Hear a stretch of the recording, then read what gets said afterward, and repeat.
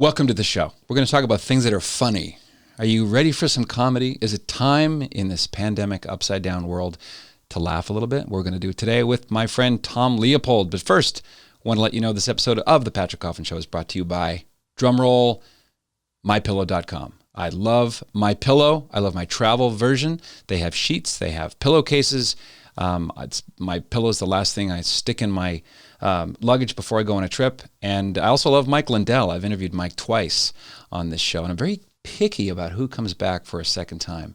And comedy writer, the legend Tom Leopold, is one of those second timers, and he'll be here in a moment to talk about the things that we're going to talk about, but have not rehearsed. So go to mypillow.com. My name, Patrick, gets you a massive discount. Check out also the discount on Mike's new book, which is being made into a movie. It's called What Are the Odds?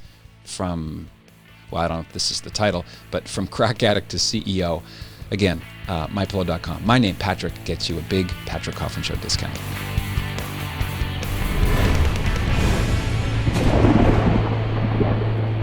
As promised, Tom Leopold has been a staff writer on shows. He ran the Comedy Writers Room at Columbia University. He has written for all the greats: Bob Hope, Steve Allen, Lucille Ball, Billy Crystal, Chevy Chase, Tim, there's probably a Tim in there, Christoper Guest. But he is here, and he is perhaps distracted with an instrument of some kind. Tom Leopold, are you there? Tom, hello?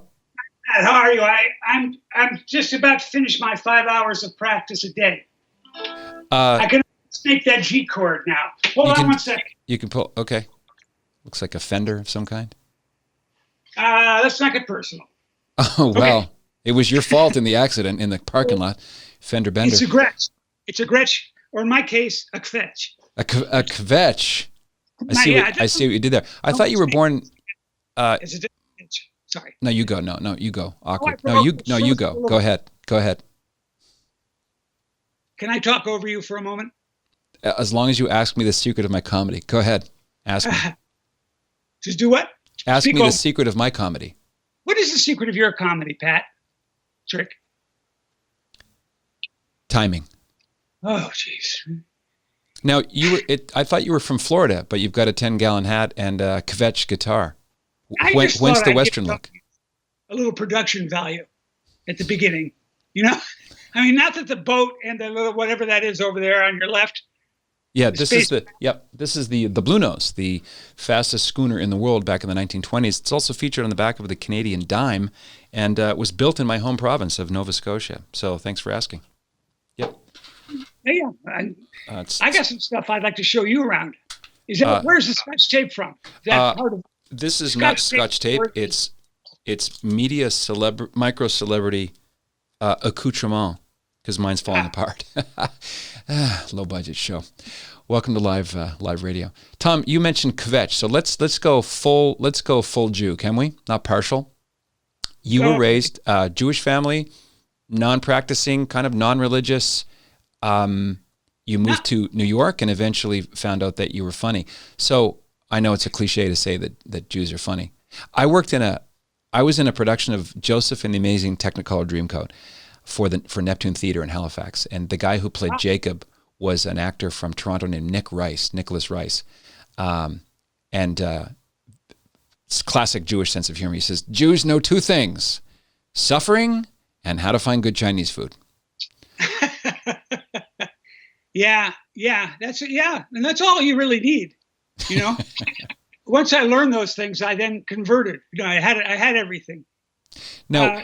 I grew up, in Miami, and I grew up on my parents were very Jewish. I mean, very Jewish in their sense of humor, very proud to be Jewish. I'll never forget, my mother would always be, when we watched TV when I was a kid, like Jerry Lewis would come on, or whatever Jewish star would come on.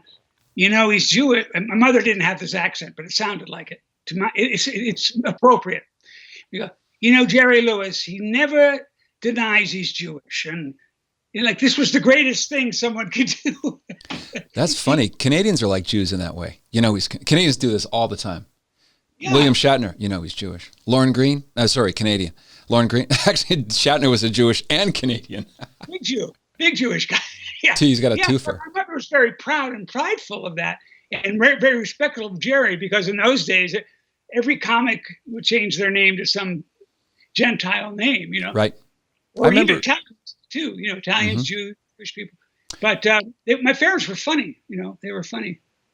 And you became funny, but looks aren't everything, Tom. Ouch. Lillian Ouch. Gish, Patty Duke.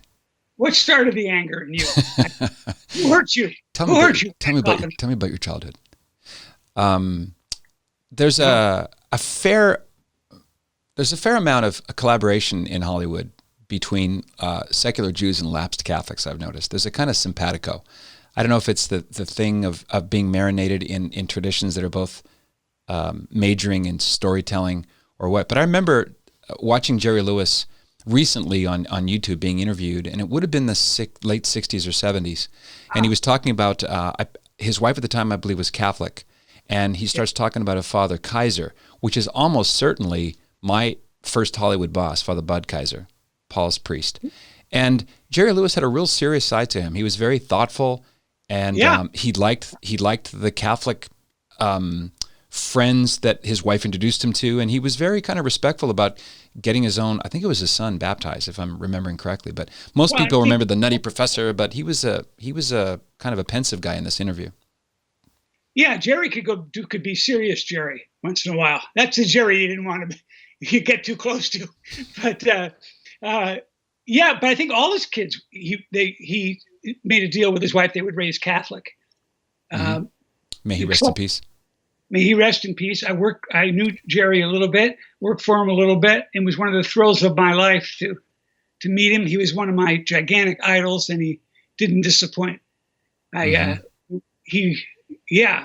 would be like, some of these people I've met, I've been so fortunate, so many of my heroes to write with, that from an early age, like 4 years out of high school, I was writing for this person or Jonathan Winters or or people, my idols, or maybe 8 years out of high school, but still. And well, you graduated at 28, Tom. So I mean, you got. I didn't graduate. I should have said 8. It would have been more respectful. I still get my GED before I'm 80. Hopefully I will. Did you know? Were you the classic class clown? Did you know you were funny as a kid, or was it something that you thought you knew about yourself, or others told you, "Hey, that's funny. You should keep at it, kid"? I really didn't know I was, and it sounds, bragful, but as the Lord, don't hide your light behind a bushel, or whoever the quote, and the great Babe Ruth said, it's not bragging if you can do it. Yeah. Thomas Aquinas said, humility is the truth about yourself. So. No kidding. Oh, I like that one. You had to top my quote, huh, Pat? Yeah. Well, at least I made mine up, Tom. You gotta top your own guest. It's great. That's why it keeps you on your toes. Keeps me animated. My father was hilarious.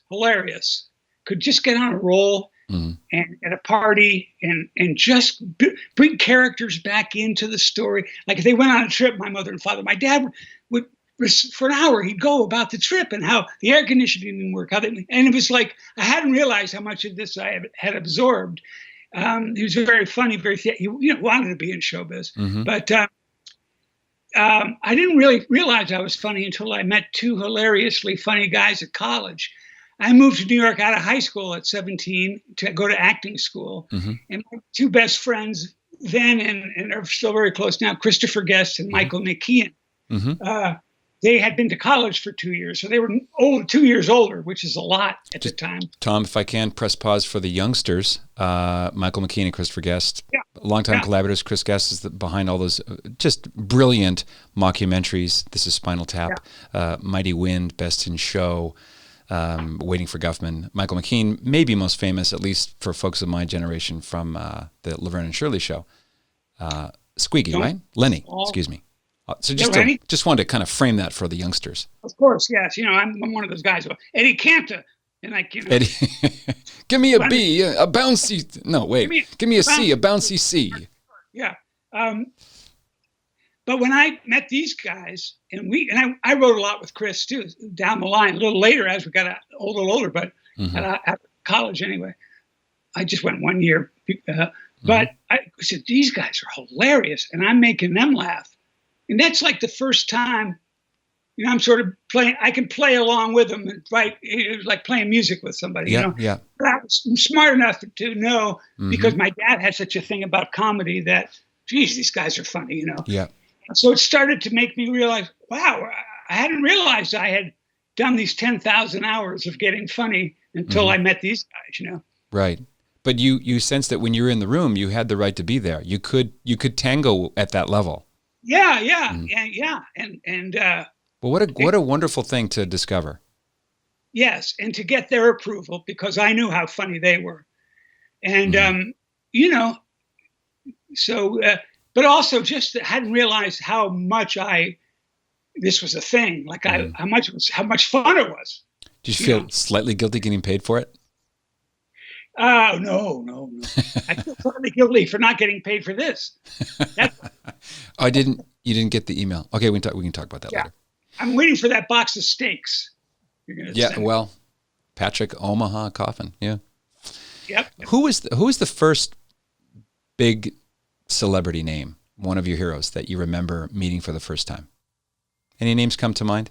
Well, I met some people, but the big thrill is, can you hear that when people send me messages? I don't know how to turn it off. But anyway, I met some celebrities. The very first celebrity I ever saw when I moved to New York and I went to lunch the very next day was, on The Odd Couple. What was it? Jack. Are you going to say Jack Lemmon? Jack Klugman. Oh, Klugman. Yeah, Jack. Yeah. Excuse me, Jack. I think Jack Lemmon. I have a Jack Lemmon story too. He was in the movie version, I believe. Yeah. Yep. But I didn't. But the biggest thrill was writing stuff and hearing these guys who, like I wrote a joke for Bob Hope. Mm-hmm. It's like 21, 23, maybe 24, and I was doing the show, and the guy said, "You write a joke for Mr. Hope," and I thought, the boss, right? And it was before Cheers was a success. Tell me you can out if it's boring, but Cheers had not been really a big success, so they were promoting it, and they had these shows where they showed all the shows that are going to come on in the fall. Yep. They were the fall few specials, and so the Manimal and Knight Rider came to the Cheers bar to promote their shows, right? Mm-hmm. So Bob Hope, they don't do stuff like that anymore. So Bob Hope was there, and so I was given the task of writing a joke for Bob Hope, and I go home that night, and I'm just, this has got to be, I got to think of what I really would want Bob Hope to say, and this is such an opportunity, but it was awesome. Mm-hmm. So anyway, the next day I told the joke to my guy. He says, "Yeah, go tell it to Mr. Hope. It's good." So Mr. Hope, I'm Tom Leopold, and so you're at the Cheers bar. So when you come over, she's going to come over. Shelley, who played Diane, is going to come over and say, "Are you enjoying the party, Mr. Hope?" And your line is this. He reads it. He goes, "That's funny." And his line was, he goes, "That's funny. That's funny." His line was, "Fun. Yeah, I haven't had this much fun since I short-sheeted Dorothy Lamour Sarong." Now, did you do heavy lifting to come up with that line, or did it get quickly downloaded? I just put it in the Bob Hope machine. I just thought about the kind of writing that would knock me out, like when I would watch these road movies and stuff. And he didn't give me a laugh, but he gave me, "Yeah, that's cute. That's cute." And he did it. Yeah, I'll bet it probably got a laugh when it aired, just because of, it's so tailor-made to him. And it's a little more risque maybe than his USO shows, maybe not. No, not he's at it. But it's also so old-fashioned. He's even old-fashioned then. Yeah. Short, sheety. Nobody knew then even what it was. I know. What is it? Is he saying? I don't even know. It just has a great rhythm, That's part of it too, isn't it? The musicality of the writing. It can't just be funny content. There has to be kind of a fittingness to the person delivering it. Do you write in the voice of the performer you're writing for? Do you hear them speaking in their voice? No, I usually write in the dress my grandmother was buried in. No, that wasn't the question. Sorry. Yeah. I'm just joking. I don't wear that. Look at the time. No. If I'm writing characters, like if I'm writing for different characters in a sitcom, of course that's the job, writing in their voices. Mm-hmm. So often people who don't really are not that up on how it's done will say, well, when you were on Cheers, did you just like write Norm? Just like, were you given each one person writes for one person? Right. You just write Sam and, no, you write for everybody. That's why that becomes a wonderful skill once you've started doing that. Writing, knowing who you're writing for is really makes it a little easier. Do you find that, let's say you're writing an episode, just let's take Cheers for an example. Because you were so familiar with the format and those people, those characters, did you find at some point you're kind of trying to catch up to them because the lines are coming fast and furious? Or is it every line, now what would Diane say to Sam here? You mean with the other writers or just in terms of the script alone? In the room with the other writers, did it come was it all brain dumping and then you carve away what's not funny? Or? Oh, yeah, you pitch. And that's the thing. You've got to be able to you got to be able to bomb, because Cheers was actually my favorite job because every other writer was just so darn funny and all funny in a different way, which is, I thought it really spoiled me because not all rooms, which is what you call this gathering of comedy writers, are all, there's always a couple of really funny people, but this room was a very, you write till 1 a.m, come home and I couldn't even sleep because I was still laughing from, the room runs, not even the stuff we wrote for the scripts, but just the characters we'd make up because you're there 20 hours a day. Like this room, this is the green room for my show. We're actually not even on the show yet. So continue, Tom. This isn't even my house. Brilliant green screen. You were on a roll about the room and funny.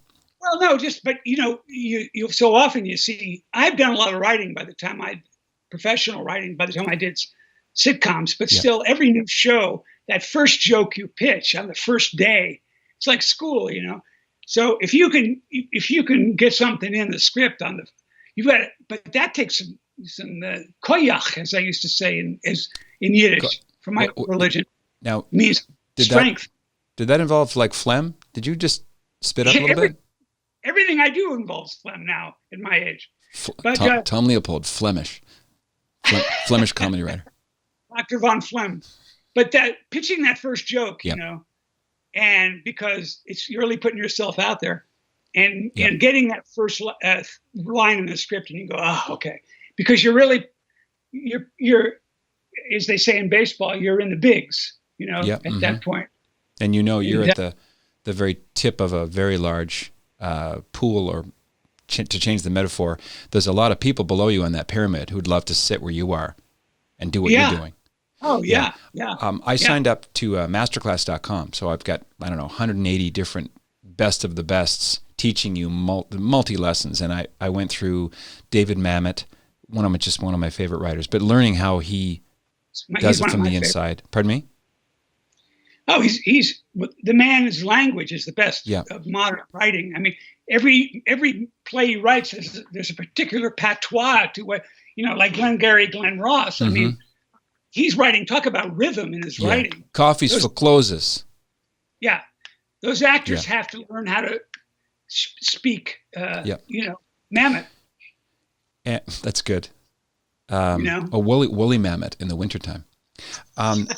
What was I going to say unto you? Oh, the other guy I learned a lot from is Aaron Sorkin. And Aaron talks about please give me bad ideas. He kind of replicated a room. I just want to hear your bad ideas, which paradoxically frees you up to come up with good ideas, right? Because you don't have a fear of, quote, bombing. It's a safe place to have a turd. Yes. But even when they say that, you're still just as nervous because he doesn't mean you better show up with something good. Mm-hmm. I mean, you could say that, you always say that at the beginning of the season, don't be afraid to pitch. But of course, until you get that first thing over the plate, they can tell you anything. It's still, but that's the right attitude for a room, because so often I'll say, even now, right after all these years, I'll say to my wife, is this terrible or good? Because sometimes they'll feel the same, like some idea comes to you and, wow, that's either really good or not. Right. Yeah. And so in 50% of the time, they're really good, and 50% of the time, but the most surprising thing, and I'm sure, and I think songwriters have it too, or anybody who creates is an inventor of anything, right? Mm-hmm. It's those ideas that come when you think, I never could have thought of that. That was a present from the Lord. That joke. Mm-hmm. There are jokes the Lord has given me that I never could have thought of. Mm-hmm. It's just gifts because I showed up for work, Yep. I'm there. Mm-hmm. And God thinks of this great joke that might go there and just gives it to you. I mean, that's the feeling, and that must be the feeling. I've heard that from songwriters too. That I don't know who wrote those songs, but they came through me, But mm-hmm.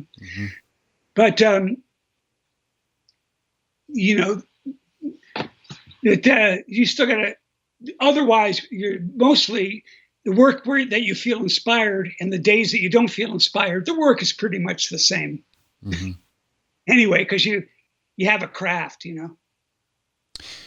Mitch Hedberg has a bit about being in a hotel room. Remember Mitch Hedberg, may he rest in peace. He was sort of like Stephen Wright on heroin, literally, cerebral one-liners. And I won't do a Mitch Hedberg impression, but he was saying, I'm in my hotel room and the pencil and the paper's over there on the desk by the lamp, and I've got a joke in my head, and I don't know if it's funny enough to justify me getting up off the hotel bed to go. Then it becomes a meta joke, right? That's great. Yeah. It's better than the joke. Right. It's better than whatever joke he was thinking of. Yeah. Yeah, that's brilliant. Yeah. That's the stuff, man. That's it. Well, that's after you do it a while. Like I've taught a lot of classes of comedy writing and for different, for the bad comedy writers of the future. They come to me. Mm-hmm. Yeah. It's called barrelscraper.com. Yeah. Yeah. Dr. Von Barrelscraper. Yes. Dr. Von Schtick. Yeah. But I always say that the muscle you want to build is the muscle that makes you, at the moment that something like that occurs, realizing it's a joke that you may want to keep, that it's good. And then after a while, your muscle memory will build, and you'll automatically, you won't be able to forget these things. But like if you see something funny on the bus, you go, it's really fun. But you have to bring your attention back to it. Like, that's funny. That could be something. That could be a line. That could be a little scene. That could be, and then slowly over the years, now I can't turn it off. Not that it's particularly good, but it's like always on. Sometimes I'll be in some bit that I can't get out of with Barbara, my lovely BM, my beautiful mate, 33 years. And I'll say, honey, is this funny? And she goes, yeah, it's funny, but just stop. It's funny. Funny, but stop. Irritating as hell. Yeah, 33 years, enough already. Right? Now, by muscle, do you mean not only noticing what's funny and kind of retaining it, but do you write things down? Do you carry a little notepad or a recorder? Because it's easy to go, I will never forget this. This is hilarious. Yes. By supper time, it's gone. Well, now there's the phone, but I used to write all over my hands. And my handwriting was terrible. So I just looked like a leper, Nice. What's the joke here, Really cheap tattoos. Yeah. Guy comes into a bar, and anyway, but then I would always write things down, napkins and things. But now I can I can text myself and then put it into, whatever. But the good ones, you don't, are just in the vault.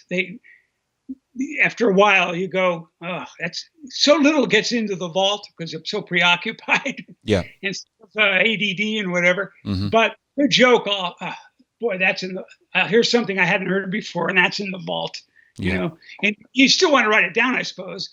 It may be something that you can't use, but it's still you might use it at a party or something like that. Yeah, you might. You're just throwing it onto your Rolodex.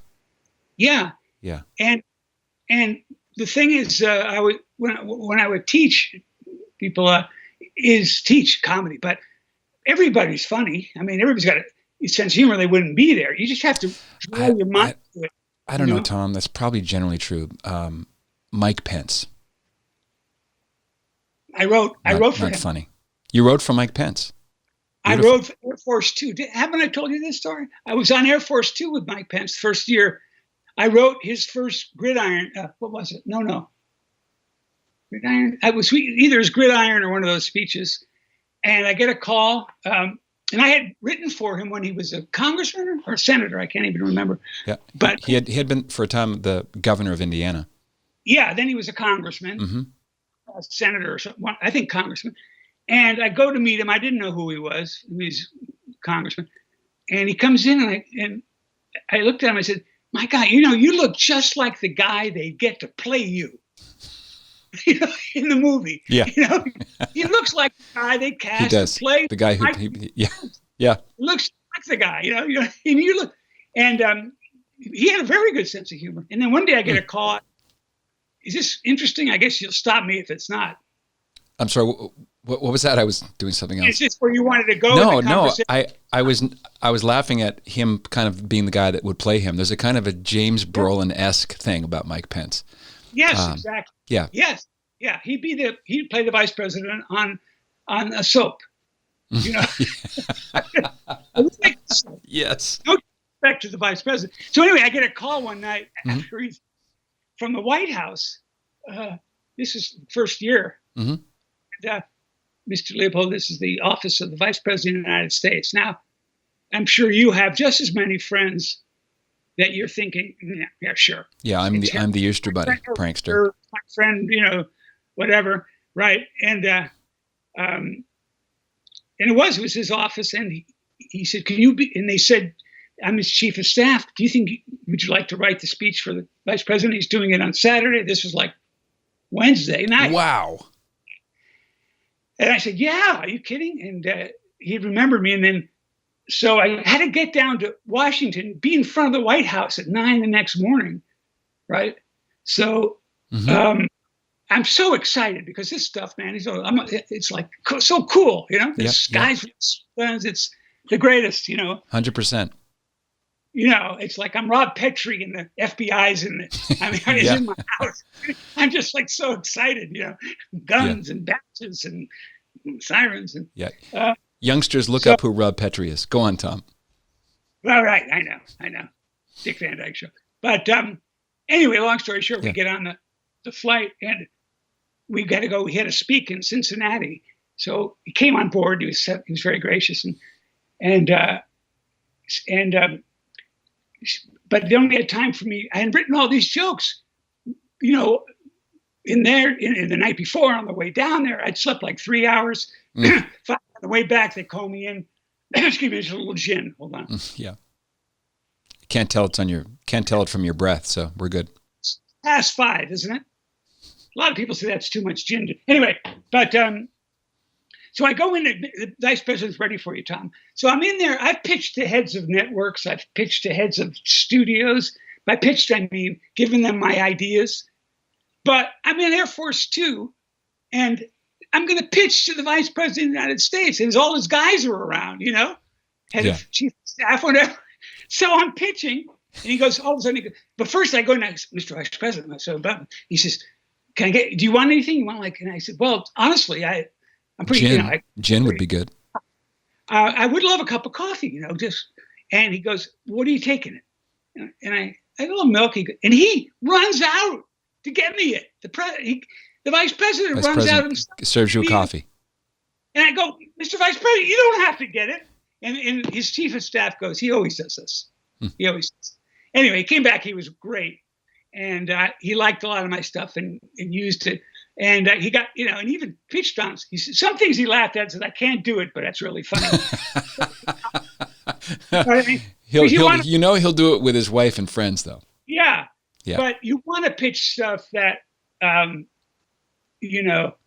goes over a little so you can see where it's at, where it's at for that particular person, but also just to, but anyway, so that was thrilling. So, but I'm saying I'll cut it short, but he wanted me to stay and go to the actual event with him, and I had to get a tuxedo and everything. I thought I was just going to go down there. And anyway, so I stay, and we get to the thing, and I don't ride with him, but I'm sitting with him backstage, waiting to go on, be introduced, vice president. And there's all these levels of scary guys. There's regular Secret Service. Yep. And then there's these uniform Secret Service guys that look like Star Wars guys with like stuff that, And then there's another whole level. But anyway, he's about to go on. He looks over at me like this. And I go, kill Mr. Vice President. And I realize kill and Mr. Vice President I had put together same in one sentence. And I swear to you, Pat, that a couple of these guys were really, really stiffened. And I go, oh my God. And he laughed. He laughed at that. But anyway, he goes there. But I didn't tell you, remind me, on the way off the Air Force Two, I tripped over this little suitcase. And I had this Air Force person, this beautiful Air Force lady who was like a captain, who held this little suitcase. Mm-hmm. And I'm so nervous getting off the plane, I trip over this thing. And as I'm walking down the ramp, the guy says to me, you know what you tripped over, don't you? And I go, yeah, the football. The nuclear football. The football with the all the nuclear codes. With the codes. Yeah. For real. Wouldn't it be if I had somehow started World War III? Would have been, what a story that would That's have been. a Mel Brooks premise right there. Yeah. But anyway, yeah. He goes on, and I'll just tell you briefly. And no, I'm loving it. It's a white tie event, and Vice President's the only one there with a black tie on. Nobody told him. So I'm back there, and I go, can I approach him? You have to ask, you know. Yep. So I went up and I said, you're the only person here with a black tie, only guy. He goes, God, you're right. So I gave him this joke, and it really worked great. He said, Nancy, all these people were there, all the big shots, you know. He says, you know, I'm sort of embarrassed that everybody here, the gentlemen are all in white tie, I'm in black tie. I didn't even know it until Nancy Pelosi went, more coffee.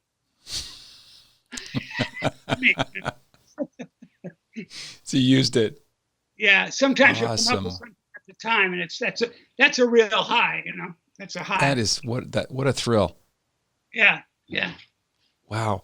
Is it called? You mentioned Gridiron. Was it what was the nature of his talk that you wrote? It was either the journalists where they. Oh yeah, it was for the journalists where they put on the show.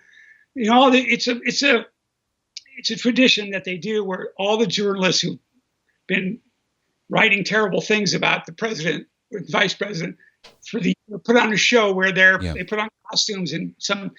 But anyway, I've also written for Supreme Court Justice and 3-time head of the CIA.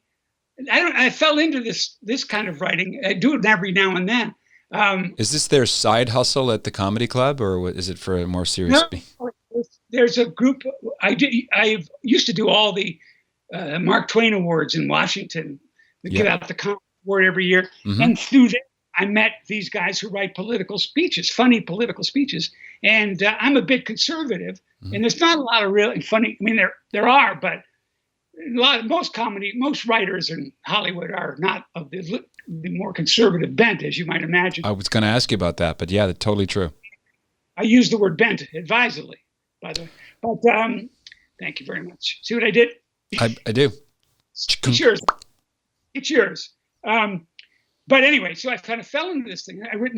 So, you know, it's really interesting to write for Sandra Day O'Connor. I wrote for Mike Pence and the 3-time head of CIA, Robert Gates. Gates, yeah. Yeah, and so events like what? Another kind of formal dinner where they want some zinger content. They'll go talk to some, you know, the thing of businessmen in a state, you know, a big dinner or whatever, and they want jokes, you know. Yeah. And a bunch of other ones that aren't coming to mind now, all of which have been, you know, voted out of office. No, I don't know. Not fault of mine. Destroyed at the box office because of your so-called humor. Yeah, that's so cool. How has you mentioned Jonathan Winters, so that brings to my mind Jack Parr and Dick Cavett. I guess Dick was a writer on the Jack Parr show.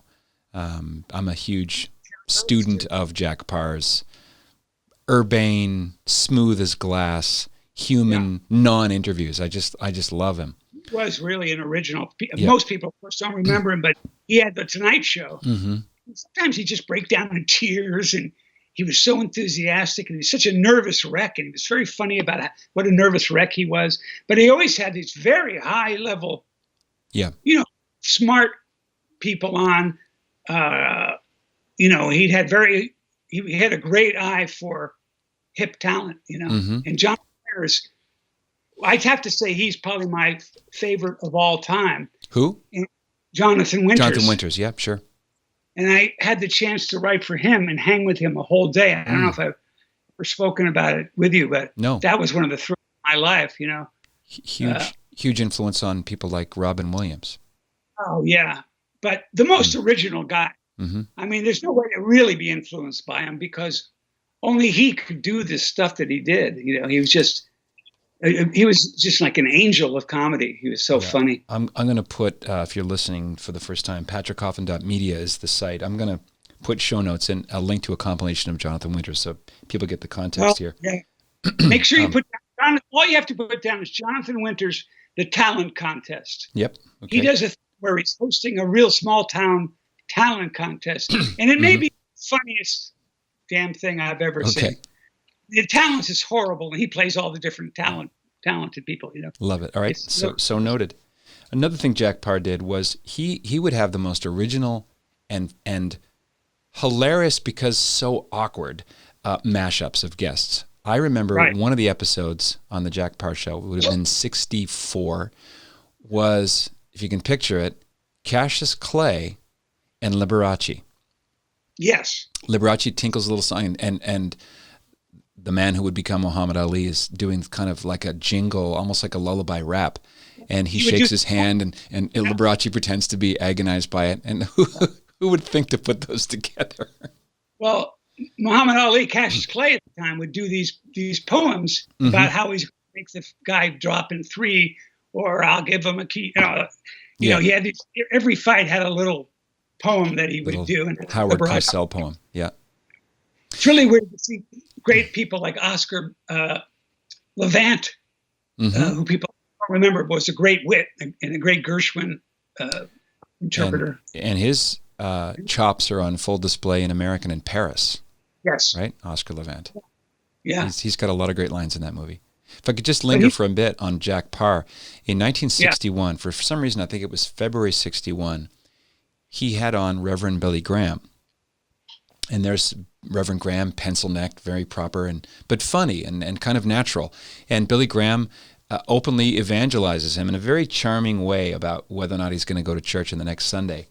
And he mentions the Belgian priest to Billy Graham. He goes, "Oh, that was a wonderful story. Yes, thanks." So, well, the priest he's talking about is based on remember at the end of the Jack Parr show, he would do these little home movies.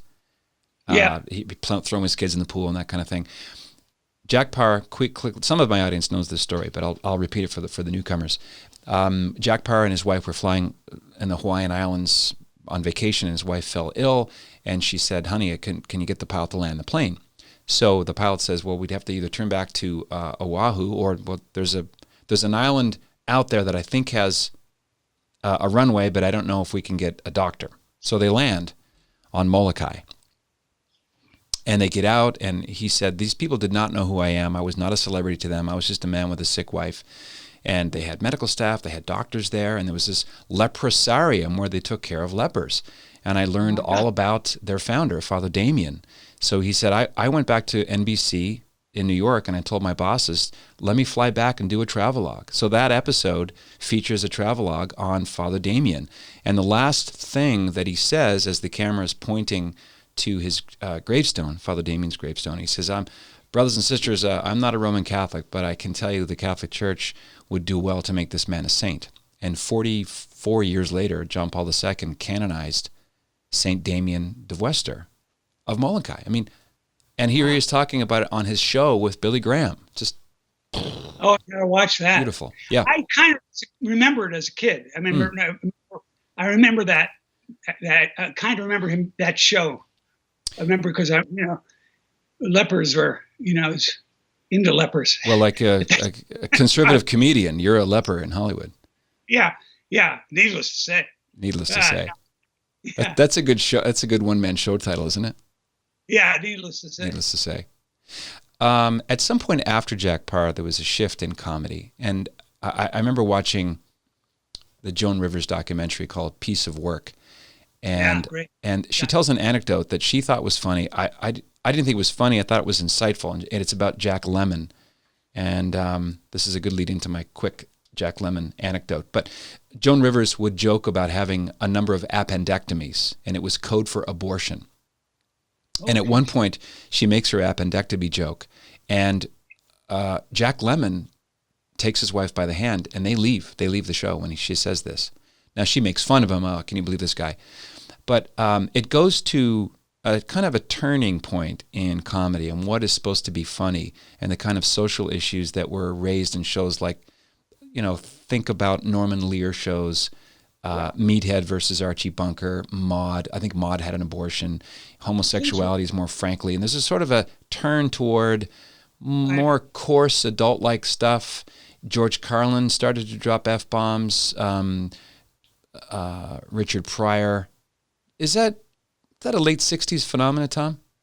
Well, I was thinking when you were saying that, more 70s. I remember even in All in the Family, the wife, I can't remember the character's name, but in All in the Family, Archie Bunker's wife, Edith. Edith, yeah. Gene Stapleton. Gets attacked, almost raped or raped. I mean, yeah. So, I mean, the 60s, yeah. The 60s in movies started to get a little, how would you put it? Saucier. Well, Midnight Cowboy won Best Picture. It was technically rated X in 1969.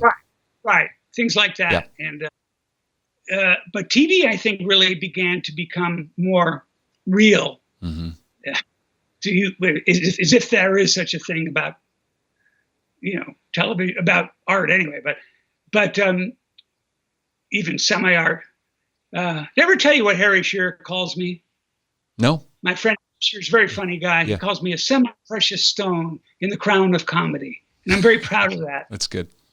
Very proud. Anyway, but I think the mid-70s, Norman Lear had a lot to do with that. Yeah. In the late 50s, you may have a story about a junkie, a guy who's on the junk, That's in late 50s, like Man with a Golden Arm. And a lot of those TV shows where, Route 66, there'd be that. Mm-hmm. But now I don't know what's going on. I mean, I don't watch that many sitcoms.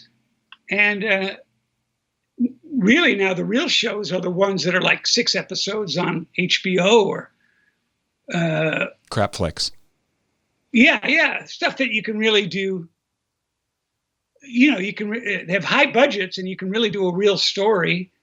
And now regular television is stealing the idea of, is really copying Showtime and those shows, those networks, in terms of how they're using music.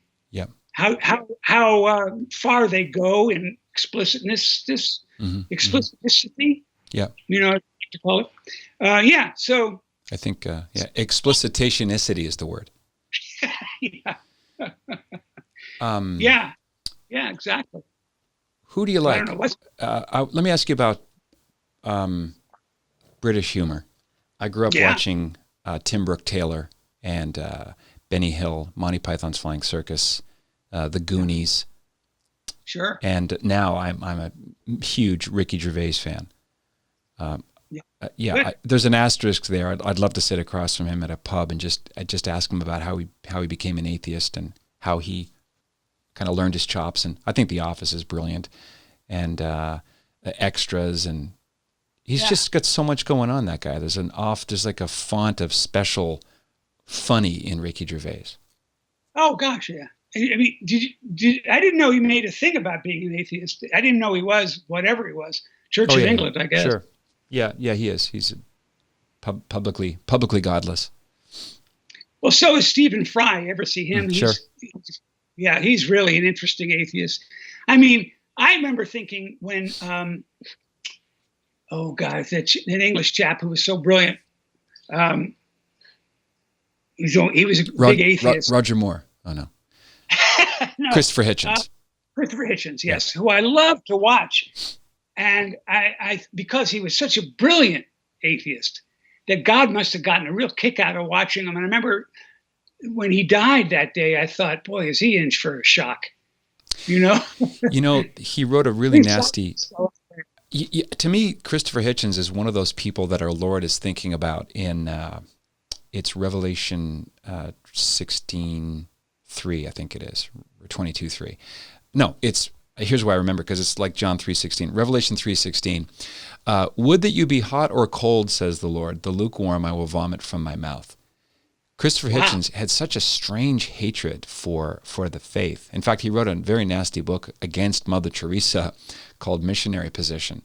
And I don't know if you know this, but did you know that the Vatican asked him to be the devil's advocate in her canonization cause?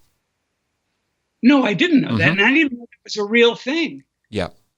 It's a real thing. Yeah.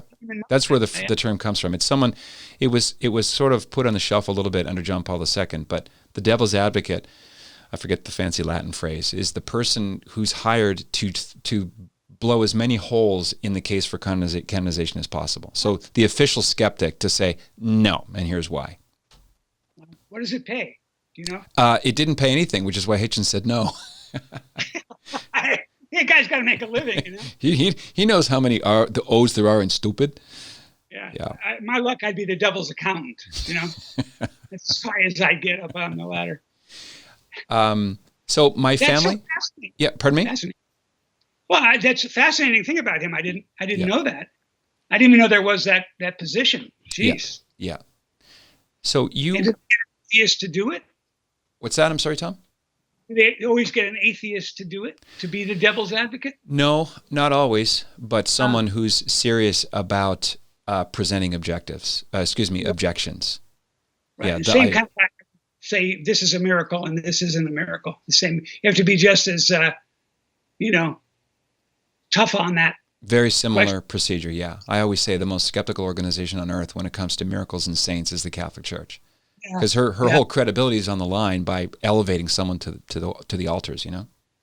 Yes, yeah.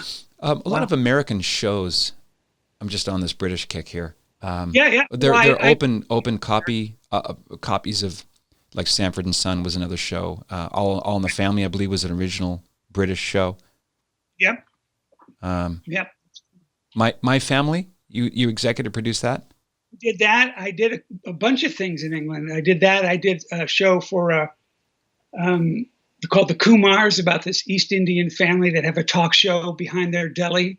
Mm-hmm. It was a big hit over there. I went over and did a season of that. I love it over there. And I did My Family, which is second to Coronation Street, the biggest, most popular show that's ever been on television. I came in and replaced somebody in that. That was an experience.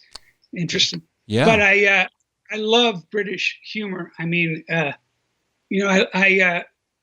Frankie Howard, guys that even people in, these old British comics, of course, the Goons, Peter Sellers. But my particular favorites are Dudley Moore and Peter Cook. Of course, everyone knows Dudley Moore from the movies like 10 and everything. Mm-hmm. But if you ever want to just see two geniuses go, man, Peter Cook and Dudley Moore, Pete and Dud, they do these characters, Pete and Dud. And I don't think there's an American really comic who didn't idolize those guys. Mm-hmm. A lot of those English guys. So great. Yeah. Peter Sellers was played by Geoffrey Rush in a biopic on him, I think. Yeah, he was good. Yeah. Kind of a messed up guy, Peter Sellers, one would say. Well, they always would say there's nobody there. It's just when he's a character that there's somebody. There's nobody there behind the shovel, There's obviously was a very wounded guy, but a lot of comedians wounded, Tom.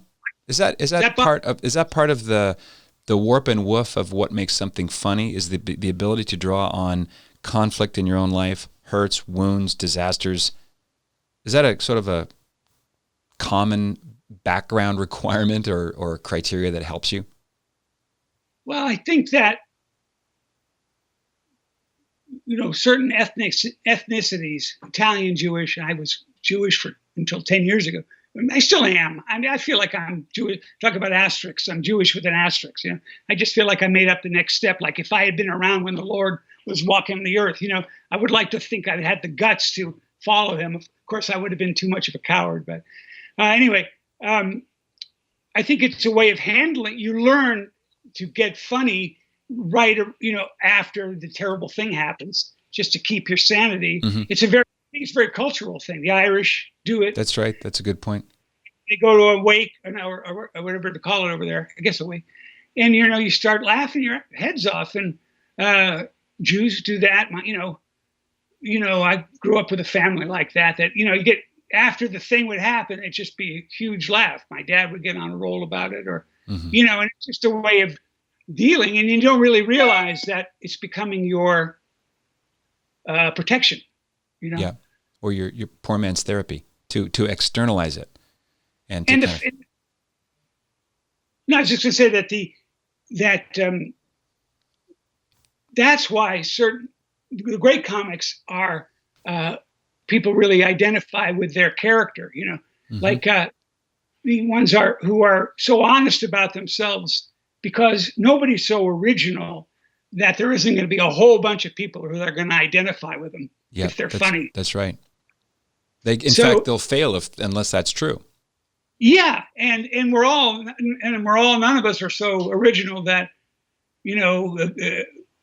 having a guy look at your car and tell you all these things that it needs, and because you're a guy, you pretend you know what he's talking about. Yeah, you nod sagely. Yes, solenoid switch. Yes, I know, and I'm not even a macho kind of guy. Hard as that might be to believe, but I still get uptight when they go, "You're going to have that doweled, Mr. Leopold, and correctly beveled." Correctly beveled too, huh? Yeah, good. So yeah, I don't know what they're talking about, but nobody knows what somebody's not talking about. Yeah, a woman, and there's always that situation, and that's what makes some great comics great, is that it's about the character that you present as much as it is the jokes. Like Rodney Dangerfield's the perfect example. What a character he had. Yep. He could say anything. I'll tell you, it's rough, it's like I'll never get respect. By the other day, I got, it's like, the trick is like a character that you love. Yeah, and it's brilliant. I never thought of it that way. Rodney Dangerfield, as all the greats did, he created a trunk that has an almost unlimited number of possible branches. Yeah, it's got all the sap you need in there. Yeah, who was it saying? Some great comic said that, wow, Rodney Dangerfield, I think Jack Benny said, that is the greatest, most original character for a stand-up, Mm-hmm. And the way he looked, and the collar, and, and it took him forever to find that character. He was a failure he only really started making it at 40, You can watch him on early Carson episodes of The Tonight Show, and it's not that kind of messing with his tie kind of nervous thing. You just look at him, and maybe Caddyshack really blew him up on that. Yeah. But it's like watching that's what makes a great sitcom. You kind of know the kind of joke this particular character in Friends is going to say. Mm-hmm. You're waiting for the joke, because it's the kind of joke they're going to say, and you don't even care. You're laughing already because that character always says things like this, mm-hmm. and they're great if they're great. So the thing about that's the alchemy that's so amazing about a hit sitcom to me is so much of it's casting. That's right. Magic of casting. And writing, I think you can write a great script, and if you don't get lucky with the casting, it's less likely to go than a mediocre script with a great cast. I just watched Guys and Dolls for the first time last month, and I thought Damon Runyon background, catchy songs. I thought Marlon Brando and Frank Sinatra were both badly miscast in that. Yeah. They famously fought over who would be who, but not that I thought, Marlon Brando can't sing. He carried himself just fine. There was just to me, didn't click. Well, he's too real. It was such a cartoon set. Yeah. Like the outdoor street was really in a soundstage. It was very, very obvious. It was on purpose. Right. And then Marlon Brando was kind of had one leg in caricature and one leg in. He's like Stanley going to beat the crap out of Stella, but then he's singing a ditty with Frank Sinatra. Yeah. Be a lady tonight. Look, that. But whereas I think Sinatra could have played his part. but Marlon Brando would not have made a good. He would have found a way of doing it that would have been brilliant, of course. Yeah. But to play in Detroit. But also, you wanted to hear Frank Sinatra sing those songs, but nobody broke Frank's arm to do the movie. I know you feel bad for Frank. Yeah, I do. The poor guy. He wept on the way to the bank. Yeah. When Frank Sinatra died, I thought to myself, man, this can happen to anybody. If he can die, what chance do I have? I know. What is it? Who said dying is easy, comedy is hard? Woody Allen, maybe? Yeah, I think something like that. Everybody said that. I just said it. Oscar Wilde, you said it. Oscar other Wilde. People, I said it. How about comedy is tragedy plus time? Yeah, I mean, I think, yeah, exactly. It's what I was saying. Like you laugh about this thing. Yeah. I think that when I try to write comedy, I always think, what's the worst thing? I don't think of it, what's a comedy story? I think of what's a dramatic story that is painful enough that the jokes, when you hit a good joke, will really get hit out of the park. Because we really laugh when it comes to that painful, crazy place. Yeah. It's almost like trying to get oxygen after being drowning, Right. Yeah. That's how my dad always laughed. My dad always laughs. When my dad would laugh, like we would watch The Honeymooners when I was a little kid, my father would laugh like sick. He would just become ill and fall out of the chair. Yeah. It hurt. It was so well, that's God's work. Comedian as divine messenger. I think it's a divine moment when someone can purge like that, and yes. Yeah. Yes, that's right, and that's why when you have certain friends that you only have certain friends that can make you laugh that hard, right? And it's really like it's tough when all your friends are funny, and then you go to a party a nice party of civilians, you might say, who aren't in show business. No offense, but it's my wife. Is no saying, offense, Goy. So bored. I go, I was bored. I mean, I'm polite and everything, but I want to laugh. I don't want to be the only. Not that there aren't always wonderful people, though. I don't want to be snobby, Patty. Stop digging, Tom. Stop digging. I'm sunk already. That's true. I hate to say it. That's so funny. I'm thinking about things that I've introduced my daughters to, and one of them is the original Get Smart. We're watching season 3 of Don Adams and Barbara Feldon. My first TV crush, Agent 99. That show was invented by Buck Henry and Mel Brooks. And I think a show like Get Smart, in some way, I don't want to Freudianize it or overthink it, but I think a lot of the premises, enjoyment in the audience at the time, was the Cold War. Chaos as stand-in for an actually evil empire that was hurting millions of people.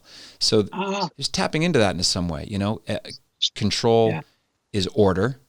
I mean, literally. Chaos is sort of communism, literally. But it's all kind of light, and it's this dopey, dim-witted, but maybe brilliant agent, Maxwell Smart. Yeah. I know I thought about this. I was thinking Mel Brooks. Mel Brooks couldn't get away with it because no one would laugh.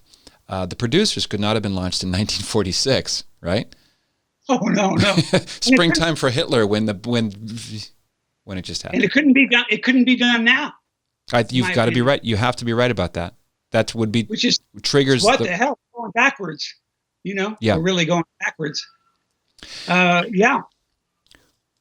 Which is, what's going on now is like everybody's just afraid of their shadows, Yeah.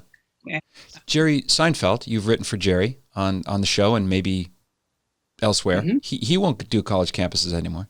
Nothing's funny. Well, you'll take your life in your hands, if you don't say the right thing. Yeah. Or if you say the right thing, or if you just say the right thing and it's not their right thing, you're right. You need cops to get you to your car. Yes, that's literally true. And Jerry could do it because Jerry, he's in middle of the road in the best way. I mean, he's brilliant, but he's not talking about the government or anything. He's talking about, you remember when you cut off the scissors of the thing, can't open a package, whatever, that kind of comic, and he's the greatest. But but I don't know. Everything will come back. Everything change. Everything comes back to the center. Rubber's out and then rubber's back in, and it'll go too far the other way soon. And I don't know. Well, in the meantime, we've got statues being pulled down just because they're statues. Even statues of the people that the SJW side thinks of as a mentor. They got to pull it down because it's a statue. It's kind of there's mindless mob mentality, which to me makes the role of the comedian kind of like a Shakespearean jester, right? He's the fool that purges all this tension because people are angry or anxious or upset.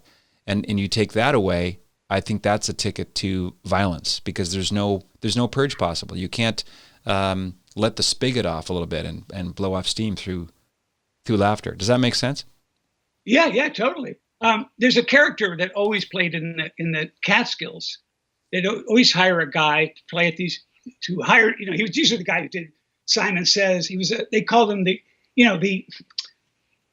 activities person or whatever. But in Yiddish, they were called the Tummler, and the guy would go around doing what Don Rickles would do in a nightclub act, making fun of all the customers and tummling them up. The Tummler, meaning it's like the character that rides on the king's shoulder when he comes back from a victorious thing and there's a big parade saying, "Don't get too big-headed, don't get too big-headed." They call those guys. But that's a great person one needs, but in those days when you were the court jester, if you had to be funny in those days, boy. Yeah, that's a tough room. From the king, you get killed. Yeah. Who do you like today? Any comic minds or writers that we should pay attention to that you think are doing important stuff, or just stinking hilarious? Well, Will Ferrell, I think, is the funniest. Right, for me, he laughed the hardest. I mean, Step Brothers, maybe the funniest movie of my favorite funny movie of all time. And Will Ferrell's created that character now. He's got that trunk, doesn't he? You just look at him, and you're laughing because you're anticipating the next thing. Yes, yeah. And he's a great actor. It's amazing how many funny people can act, and how and not always the opposite.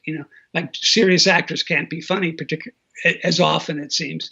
Like Eddie Murphy. Where did Eddie Murphy? How come he was so good? An actor out of nowhere. Never took an acting lesson. Frank Sinatra never took. He was great. Yeah. Eddie Murphy's debut on The Tonight Show. He just walks out there like a boss. He's equal to Johnny. Yep. Yeah. Every other comic who ever came on there would go, "Is he going to shake my hand?" Yeah. Yeah. He's but there are those guys in life, right? They're like Zen masters or or holy. I mean, Eddie Murphy's not a holy person, but I mean, there are these guys that just got the right parenting, right balance of confidence or they're just really good actors, There's a kind of a clear, substantial directness. You watch Don Rickles at his prime. Watch Don Rickles at, I think it was the Reagan inaugural. It's like goosebumpy good. How timing and the musicality and the economy of the way he says it and the pauses that he builds into it. And it's kind of a high pressure thing, right? President of the United States, it was a stadium sized thing, enormous crowd. It's right. In fact, I want you guys to watch. I'll put that in the show notes too at patrickhoffman.media. Dean Martin roast of Ronald Reagan. Don Rickles kills that too. Don Rickles had Jonathan Winters comes on as Ronald Reagan's elementary school teacher, Maud Fricker. So noted. Don Rickles had a cameo on Get Smart, and so did Carson. Did you know that Johnny Carson was on the Tonight Show? They were Rickles and Don Adams were close. Yeah, also Milton Berle too. What's that? Well, Rickles on Letterman. I mean, he was just as funny at 80. And it gives me, as a guy who's getting old myself, or is old, makes you feel better. Like you can still be, that age, still be funny. You don't look 80, Tom. I'm just telling you. I'm not yet. Thank God. Yeah. I'll be 80 next week. No. One of these weeks. Yeah. Do you write music? Yeah. Yeah, I do. Yeah, yeah, yeah. I like to write songs, play guitar. Mm-hmm. I write, my songs are pretty good. I'm not a great singer or player, but you know, songs are pretty good. I'm going to put another thing, as Joe Biden says, another thing in the thing, at the show notes, the audio, if you can send it over, of, is it Television Writer Finds God? Comedy Writer Finds God? Your stand-up show? God. Yeah, it's a one-man show about my conversion from Judaism to Catholicism. Mm-hmm. Yeah, and it's pretty funny and based on some sad stuff, but some supernatural stuff. It's really a true story, you know. But it gets laughs, hopefully. Usually people cry at the same stuff. They laugh at the same, whether they're religious or not, Jewish, Catholic, old, young, you know. When you became a Catholic, when you found the Jewish Messiah and you entered the church, I remember you telling me about a Friars Club event and a roast that Harry Shearer did. He was the MC. What, did he come out as a Hasidic Jew? Don't betray your people, Tom. It's not too late. Something like that. No, as a matter of fact, we have the footage of that, and it was Paul Schaefer, who's my best friend, and he put together Tom Leopold's very last day as a Jew roast for me. the Saturday before the Sunday I was baptized. And it was at Sammy's Romanian semi-kosher steakhouse in the Lower East Side. And everybody roasted me. And Paul's opening line was, how about this? Isn't this amazing? Does Tom Leopold know how to abandon his people or what? You know, that was his opening line. And then all my friends came. Harry came as an Orthodox rabbi at the end to perform an intervention.